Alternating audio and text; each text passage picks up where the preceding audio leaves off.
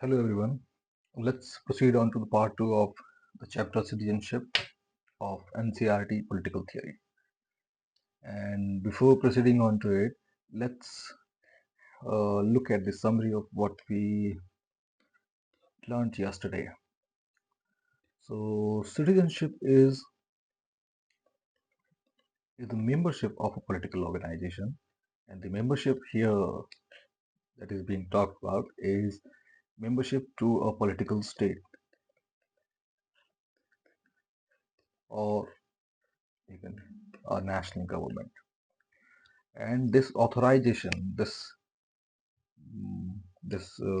citizenship condition or the execution, it is authorized by law.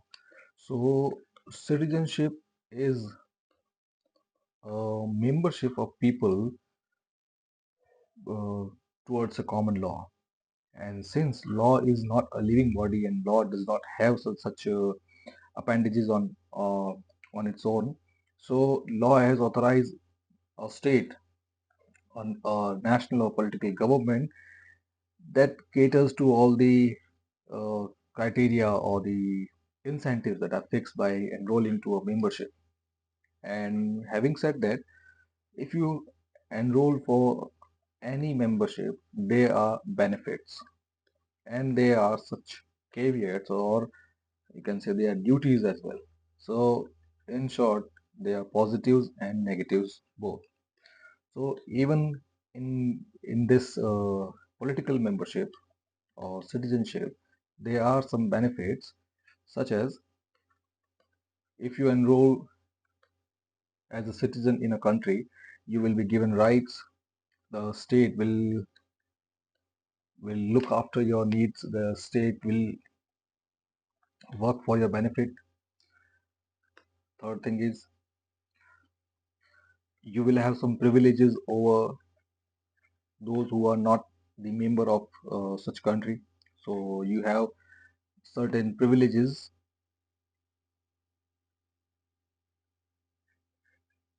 over aliens.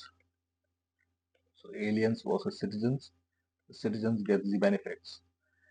And if the fourth thing, it is the rule of law. So these are the incentives that enables or that convinces a person to join a particular state membership. But the grass is not green always. There are some negatives or some duties and responsibilities as well. Since you may have a political membership of a country, but there will be others who has the same membership as you. So in such a case, conflict may arise, disputes may come to the surface, and in such a scenario, you have the duty and responsibility to resolve such disputes by democratic practices. And other than that, to resolve such disputes, the Constitution has already given you the rights and the means to achieve such resolution. Other than that, next we talk about the conditions of the urban poor, so those who contribute a lot to the petty economy, to the you know the first level activities or the basic economic activities. So the most of the contribution is made by such urban poor, but these urban poor, they live in uh, deprived condition, live in slums which does not have slums which do not have proper sanitation, hygiene, and other such facilities. Basic amenities is not available to such people who contribute a lot to the basic economy. But right now, many people, many non-governmental organizations, and the people themselves, they have started getting a recognition. They have started knowing their rights, and they are also demanding them. Next came the issue of forest dwellers. Those are the people, and in Indian case, those are the people of central Indian mineral rich belt, the belt which is rich in minerals, the belt which is rich in diversity, rich in geography, and it is also rich in tribal culture. So many large tribal populations such as Gonds, Kond, Muria, Santhal, Bhil. So many such tribal tribes live there, and they have been there. Their ancestors were there since thousands of years, and their existence was symbiotic till now. But since the area they live in, it is also rich in minerals. In such a case, the government or the political thinkers, they face a classic dilemma between economic development versus uh, habitat or right to live. So here, the economy needs the mineral. Economy needs that we mine those minerals, and the mining process will destroy and displace the people who are living in such a belt. But this again, this dilemma, it should not be resolved in non-violent ways. We have democratic practices, we have democratic methods for the resolution. Now coming back to the NCRT, next comes the issue of citizen and state.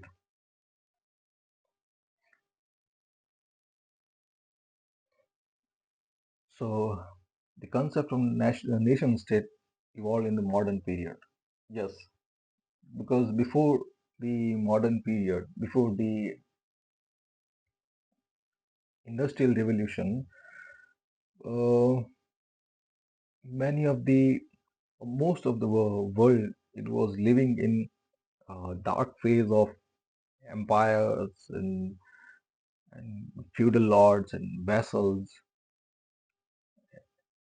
and as such arrangements. But the modern period, it brought about the concept of nation state, and the concept of nation state, it closely integrates with the concept of culture.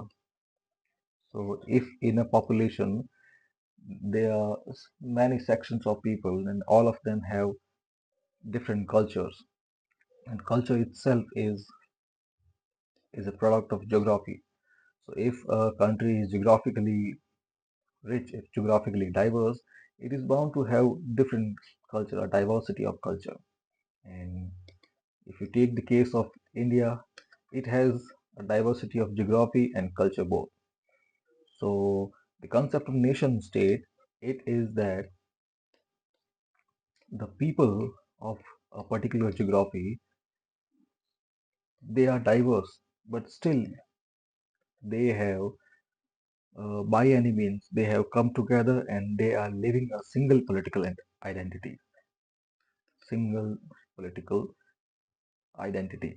So here we are talking about in the concept of nation state, we are talking about the multitude of identities or the clash of identities, clash and coexistence of identities, whichever way you see it. That is, the concept of nation, it says that a particular identity, it is culturally oriented. So the nation, it concerns itself with the cultural identity. So the members of a particular culture, they may form a united front, or they may be counted as one, but the members of other such culture who are different from them, they form the other identity. So in Indian case, You can see we have so much geographical diversity that the cultural differences they are also glaringly visible, such as the Marathi culture. It is different. Marathi culture it is different from Bengali culture. Bengali culture is different from Tamil culture, and Tamil culture it is different from Naga culture, and Naga culture it is different from Rajasthani culture. So the geographical pockets they have given rise to different culture. So these cultural identities, these ethnicities, they are separate. They are culturally separate. But one thread that weaves all these cultures together, it is the unique or it is the composite culture of this land, the Indian culture. So this Indian culture was the bedrock, is the foundation upon which whole freedom struggle was fought. And this concept of having a similar culture, having a unique culture, was invoked time and again to mobilize people against the British. And this composite Indian culture, it was the basis of formation of Indian nation state.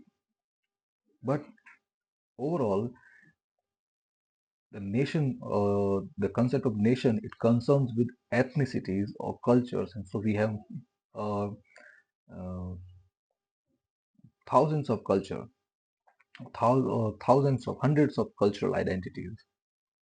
But we also have a unique or a homogeneous composite identity that brought us together. But on the other hand, the state identity, it is a political identity. It doesn't concern with with cultures or classes or groups. It is an equalizer. It is a political one, and it equally applies to everyone. So there are no any other differences of race, class, gender, place, any any such criteria.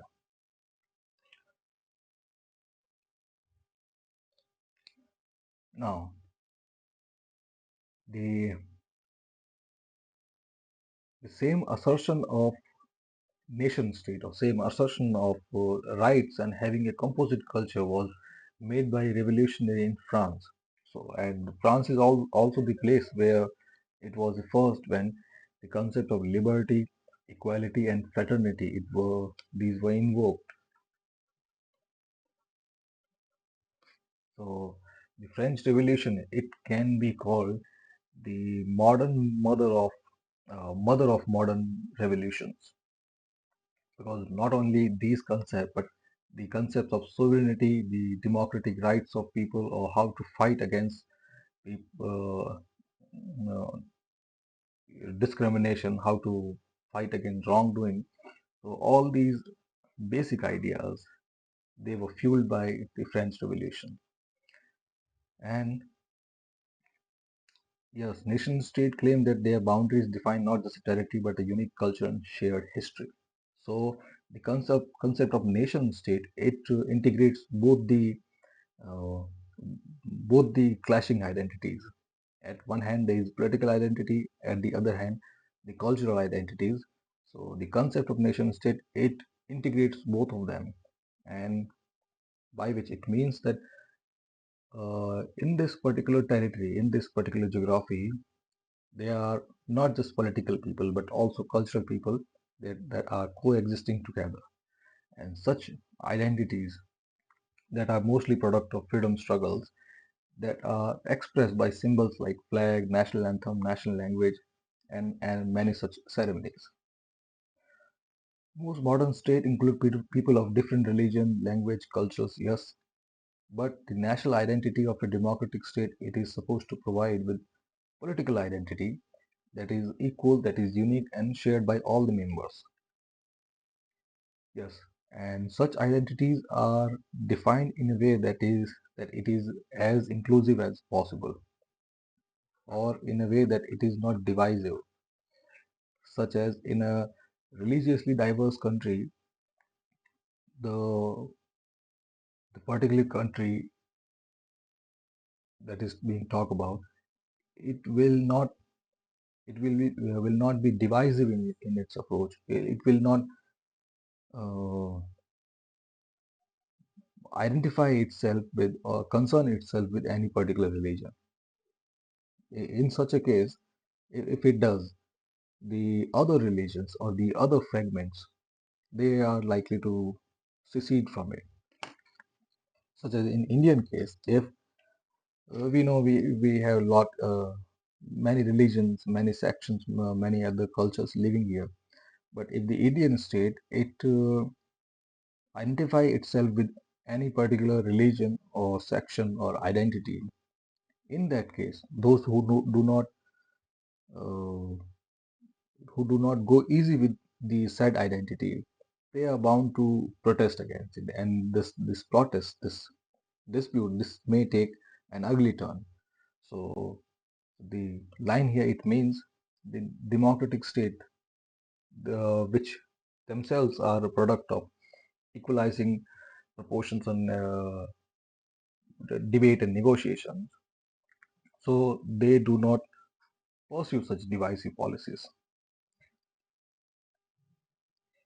Then France, it is a country that is both secular and inclusive. It is so because in France there are people not only from European origin but also from people who came from North Africa, people who came from Middle East. So and there are many religions that are living here in a secular way. And talking about secularism, you may come up with the concept of secularism. So secularism is the distinction or demarcation of religion from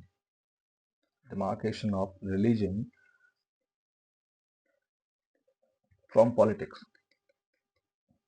which in short means politics and religion will not be mixed together. Religion would be kept away from political affairs or administrative affairs. This is secularism. And most political thinkers, they concern or they talk about two branches. The one is the Western branch and the other one is Indian branch or the Eastern branch. So the Western branch,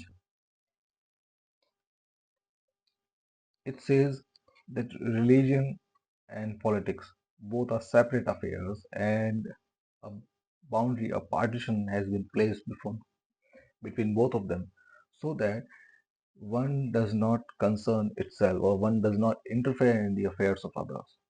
So they are it is a non-intervening situation, and such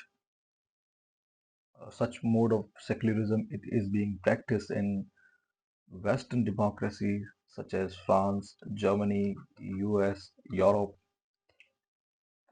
But the Indian or the Eastern way of secularism, it says that yes, religion and politics both stands apart, but the boundary it is fluid, which means that government or the state politics can intervene in religious affairs for two reasons. First, as help, as affirmative action to provide them incentive to provide them uh, assistance for their maintenance, for education purpose, for their day-to-day governance. So this assistance is there, but at the same time, government, the state can intervene in the religious affairs if they are harmful to public. So it is a popular dimension here. If any religion that has some practices that are harmful to people, in such a case, government can intervene. Other than that, both religion and politics they stand apart.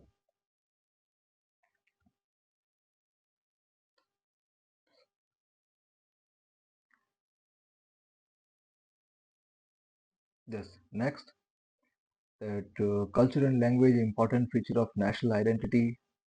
People may retain their personal beliefs and practices in their private life because uh, religion itself is a private affair. Now, let's talk about the criteria for granting citizenship. So, it varies from country to country. Some countries may use factors like religion or ethnic origin, or may give them priority. And example is a case study is given here that in Germany there has been persistent demand for Turkish workers who have one time encouraged to come and work in Germany and their descendants, so the children who have been born from the immigrants. So it is generally believed that if immigrants settle to a certain country and if children are born of them, it means they have consistently lived there for more than a decade. And the children that already born in a foreign country, they should be given the right or the citizenship to stay there. Since the upbringing part, they have already. I'm talking about descendants of immigrants. These descendants, they have already settled in a particular culture, a particular country.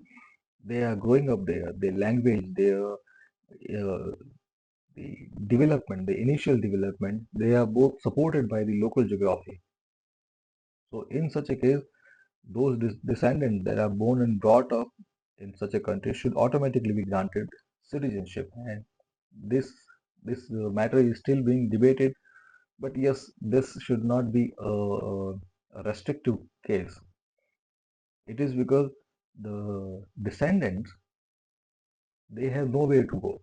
The immigrants, uh, they can easily shift back to, they can easily emigrate to their own country. But the children, they are born on this soil, so they concern with or they are related to what culture they have been born into. Now talking about India, so India defined itself as a secular democratic nation state, and Indian independence, uh, it was a deliberate attempt to bind all the people from different religions. Or it is also means that the Indian national movement, it tried to integrate all sections of people, or the most sections of people, under one umbrella. The establishment of Indian National Congress in 1885 stood on precisely this reason, that people from all walks, people from all sections, so every element, every different voice, every different opinion could be brought into one place, and this will this will help in the help the nationalist leader in knowing what India is thinking. And second, this will, if they try to bring all the voices together, it will be helpful for them to mobilize all the section and to go against the British in a united front. But as you know, India was partitioned in 1947 on religious grounds because the Muslim League, its demand could not be tolerated, its differences could not be resolved. But still, even after getting partition on religious ground, India maintained the secular and inclusive character. The Indian constitution, it tried to accommodate all all possible voices. And as I already said, the Indian constitution itself is a product of long struggle, and the freedom struggle, it has tried to integrate all the voices together in the best possible manner. So, in short, the democratic practices, it was inherent in the freedom struggle itself. And now the diversity which has been accommodated in the Indian Constitution. Let's have an idea such as it has granted the equal citizenship, full and equal citizenship to scheduled castes, scheduled tribes, women who had never been given uh, that much authority, that much rights before independence. They were also given equal rights, and communities who were not known till now, communities who had little contact with modern civilization, they were also given full and equal membership. And many minorities, many religious and linguistic minorities were also given equal place. Now, the provisions of citizenship, they are found in part 3, and parliament has been authorized by law. Parliament has been authorized to pass a law so that the provisions of citizenship can be implemented. So, as I already said, the law is supreme, but law it is not a living entity. So, and law is the moral and unique united will of people. Law is the will and voice of people together. But since subjected to excuse me, subjected to non-living nature of law itself, its provisions are executed by the authority that has been authorized by itself. It is authorized by law or the constitution. And parliament, parliament is nothing but popular will. Parliament is people's voice. So parliament it has the authority to change law, to amend law, and law the it is the written form of people's voice. So uh, constitution has authorized parliament to pass a law, and a law has been passed in 1955, which has been amended recently. And the criteria of citizenship in India are such as by birth. By birth means if your parents were born here, your parents and your forefather, your ancestors were born here, so you will be granted citizenship based on birth. Then comes descent. If some of your parents they they belong to India or they were of Indian origin, so you can seek Indian citizenship by the process of by the merit of descent. Then comes registration. If you are a you are someone from foreign country and you want to live in India, you want to acquire citizenship. In such a case, there are criteria regarding how many years of work and how many years of consistent living is needed. And if such criteria are met, you will be granted citizenship by registration. Naturalization is is similar if you have been working here and living here for the said criteria. But even if you do not apply for such a thing, it is prerogative of parliamentary prerogative of concerned authorities that such people who have meet many such criteria, they be granted citizenship on the basis of naturalization, that is automatic citizenship. And then comes inclusion of territory. And both of these, naturalization or inclusion of territory, it means if a particular place it is acquired by India, even by invasion or by victory or by war or by purchase, the inhabitants of such a territory they will become the automatic citizens of India. And as I've said, citizenship is an exclusive membership between citizens and aliens. So there are certain rights that have been given to you, and one such is that they will know there will not be any discrimination against citizens on grounds of race, caste, sex, place of birth, or any of them. It means that the Indian the Indian state or the government, it may be powerful, it may have weapons, it may have technical know-how and manpower, but it cannot discriminate on against any citizen on the basis of these criteria. Now comes the idea of universal citizenship. So you may have heard about refugee or illegal migrants, and the story it is a an eternal saga because such news of refugees and illegal migrants, it is a forever talk. Every now and then we hear about uh, such such events, such as Mexican crossing into U.S. border, or the crisis in Sudan, about Rohingya Muslims,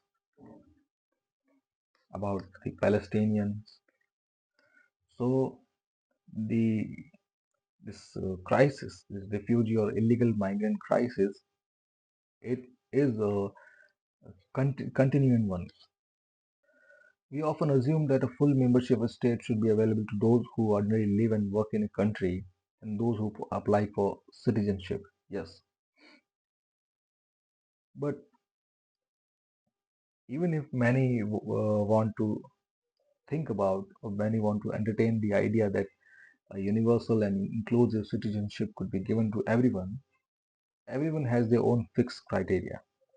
It is because the concept of citizenship, it need to be an incentive in itself. As I already said, uh, any particular person, an individual is going to enroll for a membership only if there are exclusive benefits.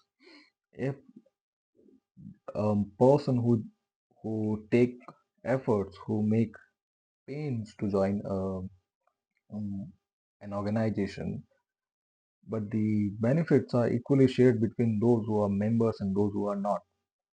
So in that case, the the charm, the incentive of enrolling in the membership, it loses its attraction. It will lose because if benefits are available to everyone, there are no difference between aliens and members. So why are people going to take the pains to enroll in any certain organization?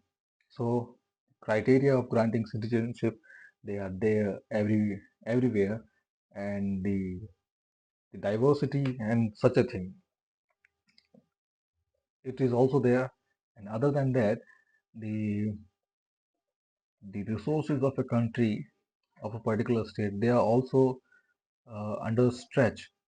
So the government, they do not want to entertain any more people, and especially in case of India, we are already too many.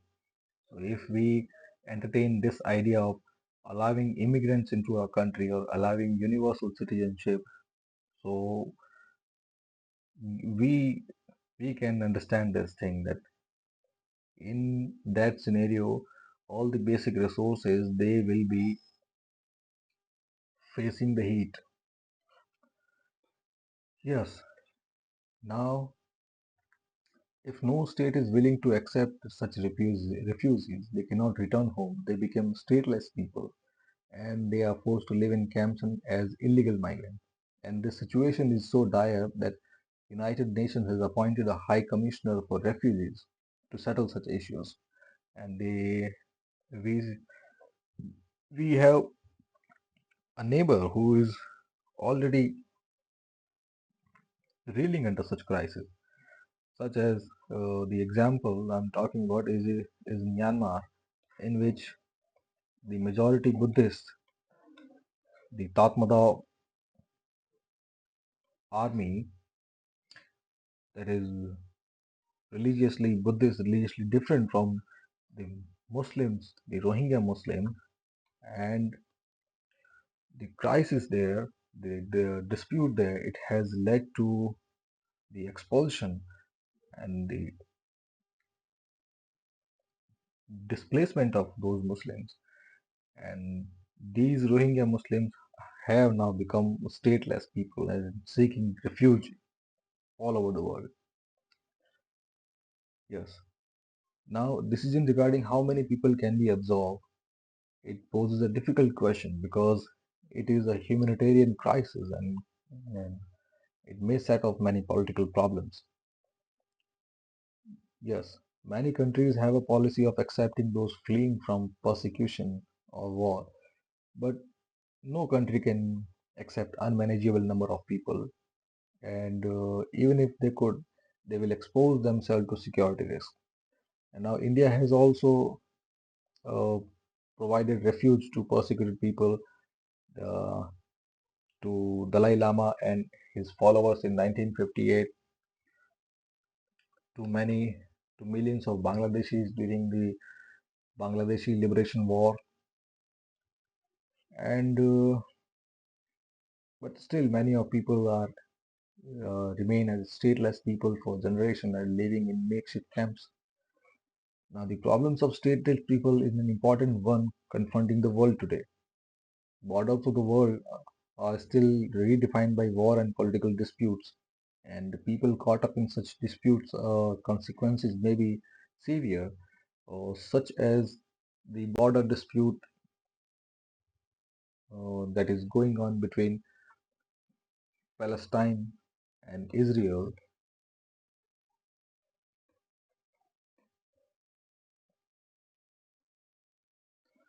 Palestine and Israel.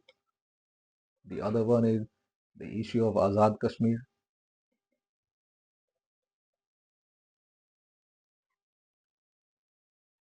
Then the Darfur crisis in Sudan.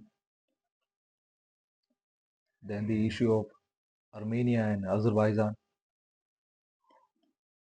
So the list is long. There are many such the boundary disputes and political disputes, and people who caught up in such disputes, the consequences for them are severe. They lose everything. They lose their home. They lose identity, citizenship, and become stateless. Now, next concept is about global citizenship. We live in an interconnected world. New means of communication such as internet, television, cell phone, artificial intelligence, machine learning, nanotechnologies, superconductors, semiconductors, agile chips. So we are living in a new tech world. So new modes of communication, they have also put us together. So it means we are not that uh, away from each other. And when we see the disasters, wars, crises of those who are caught up in it, we may feel sympathy. And there arises the support for global citizenship, and they argue that the world community may not exist, yes, but we are closer than we were few decades ago. And they also give this argument that the a national government can handle national issues, but for global issues, for global problems, we need a global citizenship so that uh, those who are victims of such global crisis, they could be assisted with the basic amenities. Now, the concept of national citizenship, it assumes that our state can provide us with protection of rights and uh, uh, amenities. But today's world, it faces problems that they cannot tackle, they cannot handle by themselves. Yes. So in such a case, those uh, those international issues, those international problems, they need international solutions. So the gist is that if there are international problems, solve them with international mind, solve them with international approach. And global citizenship is one such idea. One of the attractions of the notion of global citizenship is that it might make it easier to deal with problems which extend across national boundaries. That means global problems and those problems that need global cooperation. So, such as the Darfur crisis or the COVID-19 pandemic or even the climate change or the submergence of coastal communities. Since climate change is increasing the temperature and the coastal communities they are losing their land. So in such sorry state, the submergence of coastal state, those those climate refugees, this problems it does not concern with any one particular island or an island from one continent. It is intercontinental thing or a global problem. So the global in such a case, these climate refugees they can be handled with a global hand or a global citizenship that can provide them basic things, because it is assumed that if you enroll in a membership, if you enroll in a political membership, you will granted rights, you will granted protection, you will be you will be assisted during the times of crisis, you will be provided basic amenities even if you cannot afford them. So the idea or uh, the notion here is that these solutions, these problems, global problems, they can be handled with the global solutions. One such solution about the issue of migrant and stateless people, that at least they can be provided basic rights and protection regardless of the country in which may be living. So we may come up with such UN global UN membership, you can say UN global citizenship. So in that case, if the issue is a global one, so it will be handled by a global force or a global membership. Now, the gist of it, we saw that equal citizenship within a country can be threatened by socio-economic inequalities, and many such problems might exist. Yes, because any country it is bound to have some cultural diversities, but the the concept of political membership, it is it is contrary to the multitudes of cultural identities that people may be living since now. So in such scenario, the at one side they have many cultural identities, but on the other hand they have a single political identity. In the cultural sphere, there may be hierarchy, there may be differences, there may be uh, uh, cultural highs and lows, but in political sphere everybody is equal. There are no culture, there are no customs. It is as plain as that. In the cultural sphere, there may be inequalities, there may be customized inequalities, but in the political sphere, everybody is equal before law. So there may be clash of identities. And other than that, if a country if is already suffering from socio-economic inequalities, so these cultural identities they may fuel such socio-economic inequalities in a way that the combined the united political membership, it may suffer the heat. It is because the grievances of people they can be mobilized or they can be misused by certain section. But even if they are not misused, their grievances they may be diverted, they may be projected to any identity that is uh, homogeneous, that is uh, present for their welfare. So these disputes can be there, and diversity also entails that Such socio-economic inequalities or such cultural inequalities, it may uh, it may make certain sections to stand up against one another. So such disputes are bound to arise, but since we are a democratic country, we can resolve such issues in democratic manner. Now, full and equal membership of state important for people today, but the talks of global citizenship are also going, which means that the national citizenship might need to be supplemented by an awareness that we live in an interconnected world. So, this paragraph it means national problems can be handled by national government, and national government handles those problems by granting national citizenship, which ultimately delivers rights, responsibilities, services, and welfare benefits.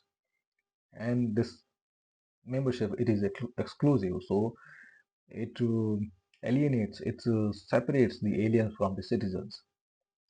But the newer idea is entertained, that is, we live in an interconnected world, and there are problems which are global in nature.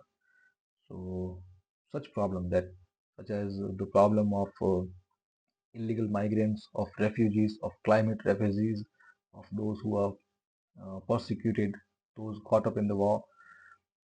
Such global problem can be handled by global solution, and global citizenship is one such solution, because the the global issues, if they are peoples of global, they are people or victims of such global issues, a global citizenship can ensure them basic rights and basic amenities during the time of crisis.